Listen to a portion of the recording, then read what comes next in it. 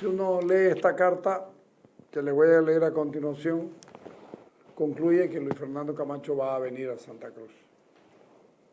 Informe 22-2024 al licenciado Juan Carlos Limpia, director general del régimen penitenciario,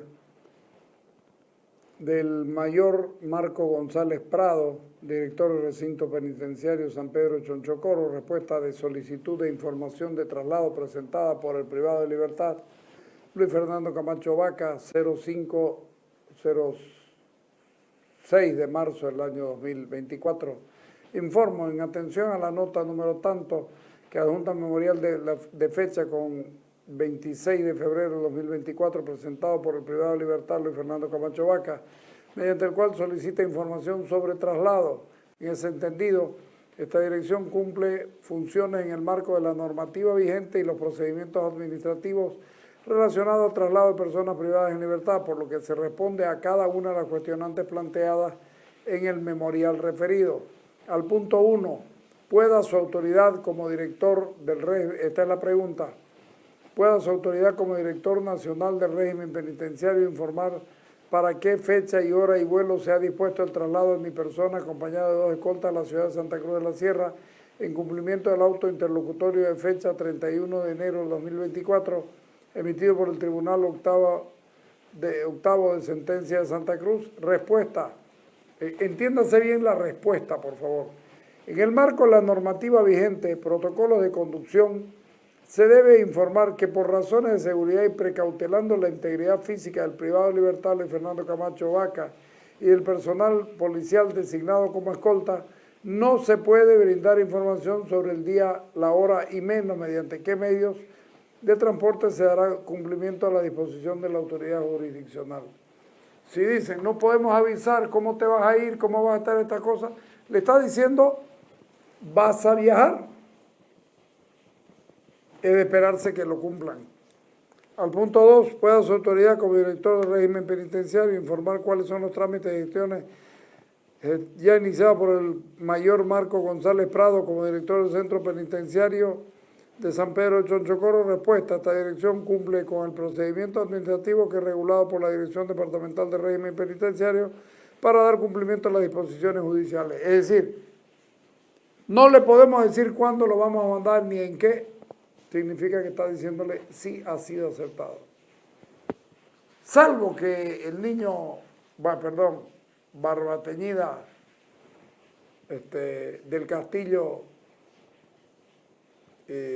disponga otra cosa porque él es el dueño de la vida y de la salud y de la justicia que involucra a Luis Fernando Camacho, salvo que él diga otra cosa, está claro que Luis Fernando Camacho viene a Santa Cruz. Cambio de tema, la mañana de hoy entrevistamos a Carlos Diego Mesa, o más bien de Mesa Gisbert, y sobre la convocatoria o sobre la presentación del proyecto de ley destinado a tener una ley de primarias libres, abiertas, obligatorias, etcétera, etcétera.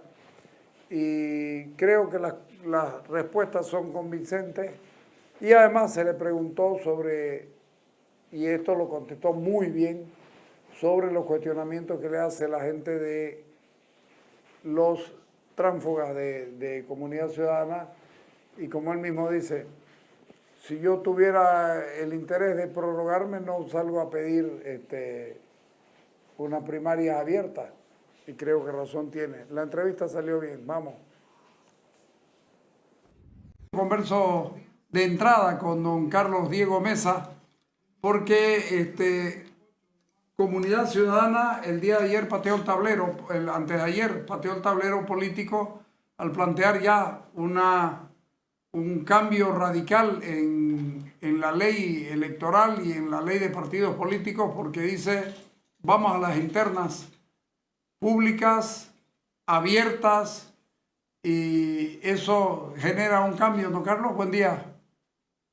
Hola, Carlos, buenos días. Efectivamente, nuestro razonamiento tuvo que ver con una pregunta que se hace a la población en su conjunto. ¿Cómo construyes la unidad? ¿Cómo construyes la unidad de la oposición? Estamos hablando en este caso concreto. y nos parecía que lo más sensato, lo más viable era establecer un vínculo directo entre la decisión popular y esa unidad buscada, que tenía la opción de encuentro de jefes políticos, una definición subjetiva, unas encuestas o unas internas, unas primarias internas de la oposición que no tenían el respaldo de la legitimidad que da el voto popular en la misma condición que el voto presidencial. Porque cuando hablamos de primarias abiertas estamos hablando de atenernos al padrón electoral que tiene la elección presidencial y vicepresidencial de senadores y diputados que se llevará a cabo en septiembre del 2025. En ese contexto, la lógica es, ¿por qué no darle a escoger verdaderamente con el voto popular abierto y no como ahora? Porque ¿cuál es la diferencia ahora, Carlos? Que las primarias son exclusivamente para los militantes partidarios, es decir, aquellos que están inscritos en el MAS, en Comunidad Ciudadana, en Unidad Nacional, etcétera, etcétera, Perdón. que es profundamente restrictiva. Que aparecieron además, terminaron siendo un blef, porque todo se armó de una manera y como no era obligatorio y todas estas cosas, terminaron haciéndole daño a la democracia interna, ¿no? Definitivamente, al punto que nosotros presentamos nuestra candidatura a las primarias, pero con la instrucción a nuestros votantes de que votaran los menos posibles o simplemente testimoniales para habilitarnos como candidatura, porque entendíamos que era una candidatura primaria a efectos y a imagen y semejanza de la legitimación de Evo Morales. Lo que querían era legitimar al candidato inconstitucional que venía derrotado el 21 de febrero con unas primarias que lo habilitaban disque democráticamente por el voto popular. En ese contexto no nos sumamos a ese digamos, esa pantomima que se produjo entonces. Y en el caso de Evo Morales, fíjate vos que logró menos del 50% de los votos de los inscritos que tenía, porque tenía 900.000 y sacó 400. O sea, ni ahí ganó. Evo Morales viene perdiendo desde el 21F hasta acá absolutamente todo lo que participó, ¿no?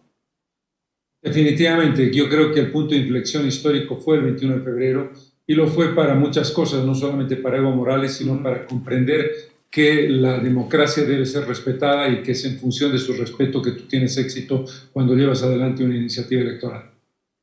Me llama la atención la exposición de motivos que ustedes hacen. En el país no hay tradición de inscripción en partidos o alianzas, hecho comprobado en la realización de las elecciones, de las únicas elecciones que han habido. Pero sin embargo, acordate, antes la gente militaba. Hubo un descreimiento en los partidos políticos, sobre todo en los partidos formales, y esto es lo que ha terminado en esto, ¿no? ¿O no? Sí, definitivamente. Te digo que además no es una situación exclusiva de Bolivia, sino que creo que se ha generado en toda América Latina, porque ha habido un desgaste muy fuerte de la política, de los políticos y de quienes los representan, son los partidos políticos. Los partidos políticos tradicionales se desgastaron profundamente a pesar de haber hecho aportes significativos en la historia. Es obvio que tenemos partidos históricos que hoy día no tienen ninguna significación, pero que fueron fundamentales. Pero lo que tú has dicho es clave y creo que ese descreimiento viene también vinculado al resultado de las elecciones del 2019 y 2020, que generó una suerte de decepción, de desaliento, sobre todo en la nueva generación que esperaba otros resultados del 2020 y que no debemos repetirlo ahora en función de precisamente no entender cuál fue la candidatura fundamental del 2019 de oposición que debió ser respaldada sin fisuras el 2020. ¿Qué le encontrás al proyecto de ley que le haga a la gente que vuelva a la calle a pensar en los partidos políticos o en las agrupaciones ciudadanas con el afán de construir algo nuevo? Yo escucho, ayer hubo gente del MAS, en el MAS los dos están en contra de la interna pública y abierta como es el proyecto de ustedes, cada uno con su argumento, pero la verdad es que están perdidos los dos. En el segundo lugar, lo escuchaba a Carlos Bert hablar de, sí, vamos, pero a una unidad absoluta de un solo candidato. Yo te pregunto, ¿un solo candidato o candidato de la unidad posible? Porque no todas las unidades son buenas, ¿no? Definitivamente, hay un primer criterio aquí, Carlos, que no hay que descuidar. La gente te dice, lo que pasa es que el voto se da por un candidato y no por un programa, lo cual puede tener una parte de verdad, pero no podemos plantear una propuesta alternativa en 2025 al MAS, que por supuesto lo primero que tiene que hacer es sacar al MAS del gobierno, porque el MAS está destruyendo al país y llevándonos al abismo, pero eso no es suficiente. Ese es el primer elemento, digamos, condición sine qua non para llevar adelante un proceso político. Pero lo segundo, tanto más importante, es la construcción de un programa alternativo macroeconómico, de estabilidad monetaria, de análisis de los subsidios a los hidrocarburos, de modelo productivo, de extractivismo eliminado, en fin, de un conjunto de cosas básicas que tiene que ser base para la discusión. Si tú tienes una candidatura única, lo que popularmente se llama como una juntucha, tú lo has dicho muy bien, no necesariamente todo es positivo. Además, la política no está basada en la aritmética, 1 más 1 no es 2 en política. En consecuencia, tú siempre tienes aquí en cualquier parte del mundo, el caso de Argentina, para ponerlo claro, teníamos 5 candidaturas, de las cuales 3 eran significativas y 2 eran de complemento. No era importante lo que pasaba con el candidato cordobés o con la candidata de extrema izquierda, que ganaron una cantidad mínima de votos. Pretender unirse con Bullrich o con Milei o con Massa era absurdo. En ese contexto es exactamente igual aquí. Aquí habrá candidaturas marginales que obtendrán el 0,5%, el 1%, el 1,5%. Lo que hay que establecer es una votación de primarias que no necesariamente tiene que ser de un solo candidato, puede ser un candidato de Comunidad Ciudadana, un candidato de Unidad Nacional, uno del MNR, uno de PAMBOL, uno del Frente para la Victoria, lo que fuera, y en el momento en que el votante establece que el candidato X de cualquiera de esas agrupaciones tiene el triple o el cuádruple del siguiente candidato de oposición, automáticamente en la elección presidencial, aunque hayan 3 o 4 o 5 candidaturas de oposición, ya la primaria te habrá definido cuál es el candidato con mayor opción de voto. Pero termino insistiendo en lo primero. Hay que establecer la posibilidad de que además del candidato con carisma y con condiciones, tengas un candidato con un programa coherente para hacer una opción en el 2025. No quiero adelantarme, pero hablaste de Argentina. Argentina en el cambio del programa, porque el programa de Milei, no digo que hay que repetirlo exactamente, pero el programa de Milei termina generando un cambio en la mirada de la gente de que es posible atacar lo que está mal y no plantear algo parecido a eso, pero con mejora.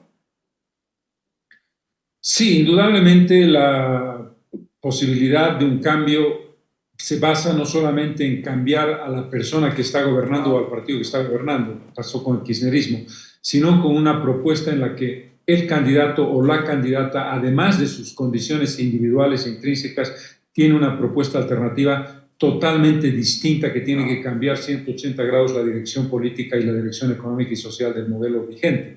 Eso es fundamental, pero no copiando literalmente o no suponiendo que el radicalismo en una dirección es mejor que el radicalismo en otra.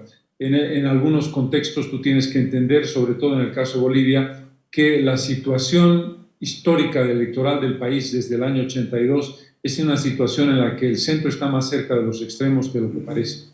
Sí, sí. ¿Qué es lo que destacamos de esto? Perdón, vos hablaste de la elección de septiembre del próximo año, del 25. ¿Cuándo sería la elección interna?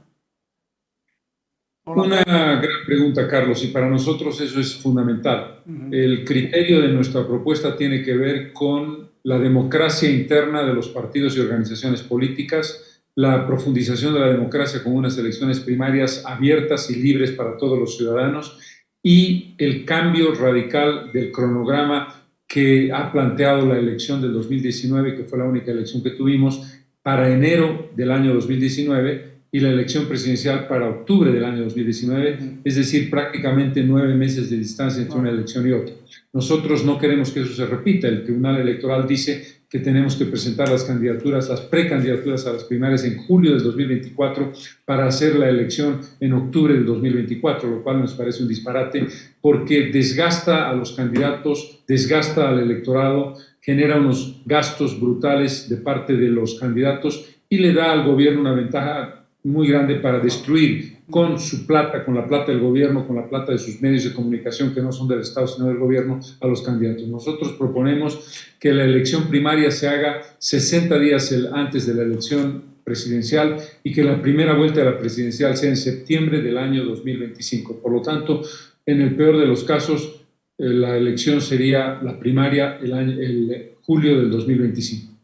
El gobierno probablemente no acepte esto porque Arce tiene miedo de entrar a una primaria y Evo Morales también. Yo tengo la impresión de que Arce puede ganarle a Evo Morales, pero que Arce en la calle es más ganable que Evo Morales, ¿o no? Hay dos criterios en esta ecuación. Primero, destacar, Carlos, la respuesta que ha tenido la iniciativa de comunidad ciudadana. Prácticamente ha habido unanimidad de la oposición, con detalles que se pueden ajustar, por supuesto. Nuestra propuesta es un proyecto de ley. Lo esencial es una primaria abierta, simultánea y obligatoria para todos, pero hay elementos de detalle que se pueden ajustar. La oposición en su conjunto, todos los partidos políticos y los precandidatos o aquellos potenciales candidatos que podrían aparecer, han dicho que están de acuerdo con las primarias abiertas, lo cual nos complace porque creemos haber dado una iniciativa de respuesta a lo que la gente estaba esperando. Con relación a la segunda parte de tu pregunta, ¿cuál es la hipótesis de Arce? La hipótesis de Arce es que se mantienen los prorrogados y que se mantiene la inhabilitación de Morales como candidato, es decir, que Morales no puede ir a primarias porque no puede ser candidato presidencial. ¿Cuál es la apuesta de Morales? Que los nuevos elegidos pudieran modificar la decisión que en este momento está vigente de su inhabilitación. Ese es un debate complicado que es de incierto resultado, conociendo cómo funciona el MAS y su atrabiliaria forma de actuar para vulnerar la Constitución cuantas veces le parece conveniente.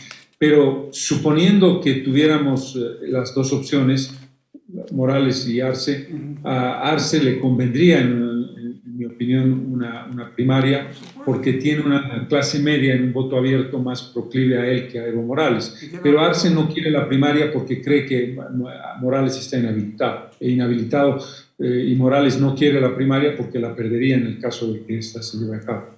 Yo también pienso que Morales está inhabilitado, pero hay que tenerla mirándola la cosa porque si se mantienen los autoprorrogados, se va a dar el caso de que Morales está inhabilitado, pero si no se mantienen, Morales va a querer considerar esto que es un triunfo propio cuando en realidad no debiera ser candidato. Pero hay que pensar en todo ello. Ustedes tienen, sí, ustedes tienen una estructura grande a nivel nacional. Hay otros partidos que no la tienen. ¿Cómo se puede hacer eso para una primaria de este tipo? Hay hipotéticamente dos posibilidades. Nosotros apostamos por una primaria abierta en la que cada partido o agrupación ciudadana presente su candidatura, porque el concepto es el siguiente. Si tú presentas una candidatura a las primarias como parte de una alianza y tienes 5 o 6 candidatos a las primarias, tienes dos elementos importantes. Uno, el candidato aparece ahí y puede, independientemente de que su organización sea pequeña, jalar muchos votos por lo que él representa. Y dos, se pueden presentar programas que se contrastan también en la realidad del debate político, que en el caso de una unidad de un solo candidato es complicado porque tienes que discutir potenciales candidaturas a Senado de diputados, potenciales discusiones de programa que se tiene que ir depurando de una o de otra manera. La segunda opción es esta otra, que se cree una alianza circunstancial, una alianza para el periodo 2025-2030 en la que 5 o 6 de los más poderosos precandidatos puedan unirse y decir estamos dispuestos a someternos al voto con una sola alianza principal y otros partidos menores. Nosotros nos inclinamos en principio por el conjunto de candidaturas, un poco como lo que pasó en Argentina. La candidatura de Milei en primarias y la candidatura de Bullrich delimitó algo muy claro. Parecía que Bullrich tenía las mejores opciones y eventualmente era la candidata posicionada con un discurso un poco más, digamos, potable, pero Milei tuvo una primaria espectacular y la gente a la hora de la elección presidencial se inclinó por Milei por encima de Bullrich por lo que había pasado en las primarias. Esta es la gran ventaja de una elección primaria de este tipo que la están planteando. Al ser tan abierta, le van dando a la gente más o menos sus opciones, si acaso están en la misma línea. Bullrich y Milei estaban en la misma línea, entonces la gente optó por quién ir. Eso mejora cualitativamente el voto en la elección y además determina la posibilidad de pactos y acuerdos sabiendo cada quien los niveles de votación y aceptación que tiene, ¿no? Definitivamente, creo que esa es una opción importante. Creo que hay que establecer algo básico. Creo que al haber planteado las primarias abiertas, le estamos diciendo a la gente, son ustedes, el pueblo boliviano, el que tiene que tomar la decisión por nosotros, no nosotros por ustedes. Y en ese contexto, una primaria abierta le abre la opción al votante de definir qué candidato en las primarias es aquel que el votante elige como candidato principal de oposición. Y lo mismo pasaría en el oficialismo, no es lo que más nos interese porque creemos que lo importante es la construcción de un espacio de unidad y de opción alternativa de programa para el 2025. Hay conversaciones perdón, hubo una declaración, una parte de tu declaración de ayer cuando presentaste el programa que decía, el que pierde no entra en nada. Explícamelo porque no lo pudimos entender bien. Una primaria abierta quiere decir que tú, si eres candidato, vamos a poner del partido X, y en el partido X hay 3 binomios. Esos 3 binomios son sometidos a votación y el candidato ganador el binomio ganador del partido X es el único que tiene derecho a ser inscrito como candidato presidencial. O sea, no quiere decir que el que sale segundo en votos en el partido No B o en el partido H no participa, por supuesto que participa. Pero lo que nos parece es que el candidato que tiene mayor voto, aunque sea en su propia agrupación ciudadana o en su propia alianza o en su propio partido político, tiene una ventaja comparativa. Por eso ponía el ejemplo de Miguel Bullrich. Claro, él gana a los otros, aunque estén participando en otro lado. Eso es lo que importa. Y ese es el candidato. Exactamente. Ahora, obviamente, hay, digamos, 4 partidos de oposición que se presentan y hay 4 ganadores de la oposición que se inscriben como candidatos presidenciales. Pero está claro que el candidato del partido que ha ganado con 500,000 votos o con 1,000,000 de votos sobre el segundo que tiene 200,000, el tercero que tiene 5,000 y el cuarto que tiene 1,000, está claro que el votante notará sin discusión alguna a dónde debe inclinarse. Entonces, la votación que en principio estaba distribuida va a ir concentrándose en el candidato con mayor número de votos, ya no a través de una encuesta, sino a través de un voto objetivo y tangible como es el voto de la Claro, esto lo transparenta mucho más el asunto, porque además no hay trampa. El que salió en la tercero y que salió cuarto, eso están obligados a seguir participando en la elección hasta que se acabe. Aquí no hay que me acomodo más o menos hasta donde pueda y vemos de a cómo nos toca, ¿no? Y un elemento importante para las dudas, Carlos, obligatorias y simultáneas. El hecho es que el administrador del proceso electoral es el Tribunal Supremo Electoral. El padrón sobre el que vas a votar es el padrón presidencial, o sea que tú vas a tu mesa de votación y votas una sola vez. La teoría de que el MAS va a mandar a los votantes suyos a destruir a la oposición o a favorecer al candidato funcional masista le quitaría votos a la propia elección interna del MAS. Por lo tanto, la lógica es el mismo día con urnas separadas, con una sola votación, exactamente igual que en la votación presidencial. Cuando tú vas a la votación presidencial no puedes votar por el candidato A y por el candidato B, votas por un candidato presidencial, te registras y está claro que no puedes volver a votar 2 veces. Yo sé que no querés hablar del tema de los disidentes en Comunidad Ciudadana y me dejó con gusto a poco eso de que lo publicaron ustedes en los twitters. Vos sos el segundo tuitero del país con más de 600,000 seguidores y eso es un número grande.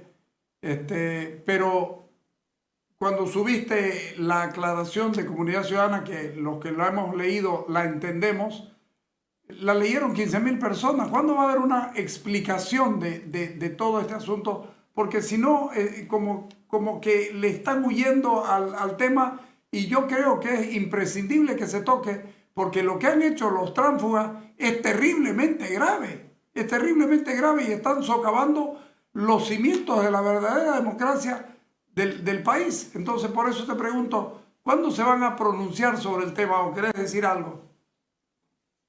Mira, Carlos, ya nos hemos pronunciado en su momento, como tú lo acabas de decir, con un comunicado, pero creo que es importante establecer algunos criterios básicos. El primer criterio básico sobre la democracia sobre nuestro espíritu democrático, el mío en particular. Si había alguna duda de alguien en torno a ese espíritu, está planteada en la presentación que hemos hecho de una propuesta de unas elecciones primarias abiertas, simultáneas, obligatorias y competitivas. Está difícil que un candidato autoritario que quiere llevar la agua a su molino se abra un espacio abierto de debate, de voto, a través del cual puedo ganar o puedo perder. Primer criterio. Segundo criterio, a diferencia de otros partidos políticos que prefieren aquello de lavar los trapitos sucios en casa para engañar a la población o generar el establecimiento de cosas ambiguas, nosotros marcamos claramente un proceso democrático interno de la aprobación de una ley. Si hay una ley que se va a discutir en el plenario, esa ley es puesta en consideración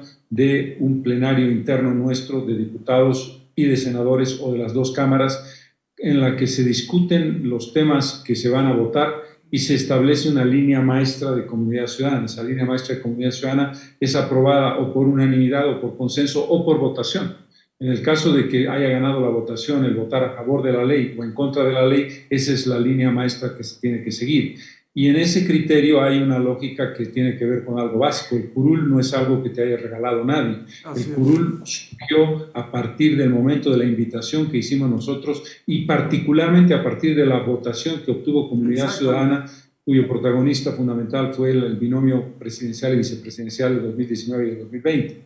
El tercer criterio es el concepto de no seguir esa disciplina, que por supuesto tiene variantes. Si hay un tema estrictamente espiritual vinculado a temas sensibles como el aborto o como la cuestión vinculada a la legalización de las drogas o cuestiones vinculadas a la eutanasia o algún interés específico de tu región que te dice, mira, la región necesita este crédito y Comunidad Ciudadana decide votar en contra, está en libertad de votar en contra. Pero eso establece una lógica de autonomía, de autoridad, no de Carlos Mesa, sino de Comunidad Ciudadana en función de sus parlamentarios. Aquellos que han decidido tomar otro camino es su opción, que nosotros respetamos, pero que no aceptamos que sigan siendo parte de Comunidad Ciudadana y vamos a actuar en esa dirección, en la dirección de decir, esta vulneración implica la necesidad de recuperar el curul para Comunidad Ciudadana. Estos son básicamente los criterios que explican perfectamente lo que hacemos, respetando criterios democráticos y estableciendo, si tú has escogido un camino distinto, no digas que eres de Comunidad Ciudadana y no te olvides cómo conseguiste tu curul. Es absolutamente entendible y creo que vale la pena la explicación. Reyes Villa está de acuerdo, Charlie Bert a través del grupo Búnker está de acuerdo, no se ha pronunciado todavía Samuel Doria Medina, pero hay... Se ha pronunciado, se ha pronunciado. No lo he escuchado hoy día. Unidad Nacional ha sacado un comunicado diciendo que respalda las abiertas. Bueno, entonces, salvo el movimiento al socialismo en sus dos versiones, que al final de cuentas son lo mismo, es el mismo autoritarismo, es lo mismo que ya hemos visto antes, salvo ellos no están con la primaria, entonces, ustedes están abiertos a cambios dentro del texto. En la lógica de mantener la filosofía básica sin cambios, porque eso es lo esencial, por supuesto que sí. Hay elementos de debate y de discusión. Este es un proyecto de ley que se va a discutir en el plenario y que, por supuesto, acepta la posibilidad de modificaciones que no traicionen el espíritu básico de su filosofía de participación democrática en primarias abiertas. Ok, te agradezco mucho, Carlos. Ha sido un gusto verte. Igualmente, un gran abrazo. Abrazo. Chao. Bueno. Creo que todo, absolutamente todo, explicado, dicho, reforzado. Yo personalmente lo había dicho ayer, había celebrado esto. En algún momento tuve algunas discusiones con alguna gente que ya que no necesariamente es este mismo grupo, pero que había tenido unos puntos de vista con relación a esto. Y no me parecían, hoy me parece que es el camino y que puede dar un buen resultado. Argentina nos mostró ya cuál es el resultado de la primaria, cómo te define un montón de cosas allá. Y ojo, podés no ganar por mucho o podés ser segundo en la opción no gubernamental. Y sin embargo las cosas pueden cambiar mucho y pueden convertirse en impulsores de 60 días un gran movimiento y de cambios fundamentales en la política. Entonces, felicito que esto esté ocurriendo en el país, porque es una gran cosa, y la respuesta también sobre lo que para mí es transfugio dañino, tremendamente dañino y muy grave lo que ha ocurrido en el país. La explicación de Carlos Mesa está muy clara. Vámonos al corte, ahorita venimos.